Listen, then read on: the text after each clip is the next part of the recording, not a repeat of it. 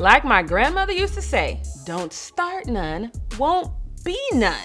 But Nuggets Torrey Craig may disagree with that logic. Greetings, sports fans. Thanks for watching The Fumble. Make sure you hit that subscribe button and that notification bell if you haven't already. And if you have a second, follow me everywhere at JRayTheFanatic. Now, being from Denver, I have to say, I am insanely proud of the Nuggets for getting past the Spurs and beating the Blazers in Game 1. And even though the Nuggets lost last night by 7 in the Pepsi Center, you guys played with so much heart. Especially you, Torrey Craig. Now, I know Torrey is not the big scorer like Jokic, but he is an asset defensively.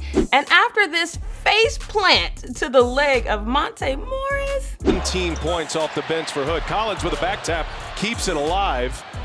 Torrey Craig took a shot in the nose. He decided a broken nose was not going to sideline him.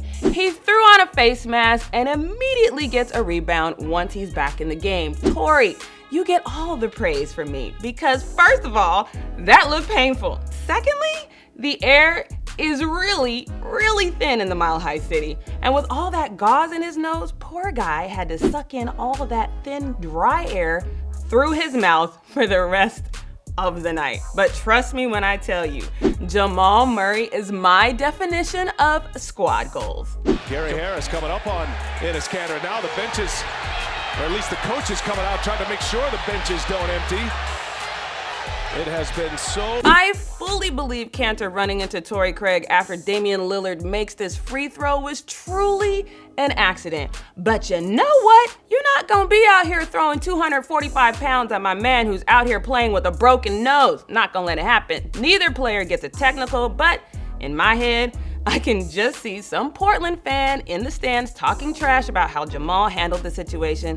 I could be wrong, but I know Denver fans, and they do not play when it comes to their team. And it would explain the 2 fights that happened in the stands during the game.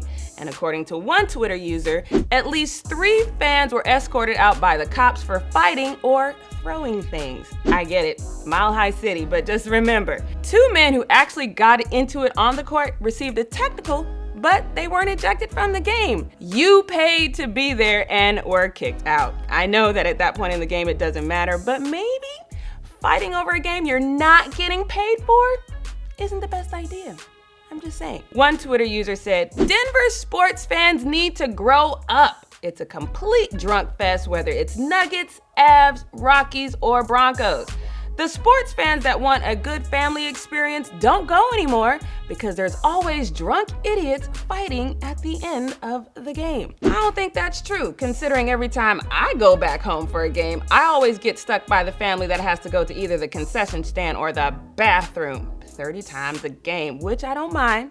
A family that cheers together is one of my favorite things. Denver will head to Portland for Game 3 on Friday. The series is tied 1-1, so Fumble fam, especially Denver Fumble fam, who wins Game 3? And who do you think wins this series? Will it go 7 games? Let me know in the comments below. Once again, I'm Jackie Ray. Thanks for watching The Fumble, and we'll see you next time.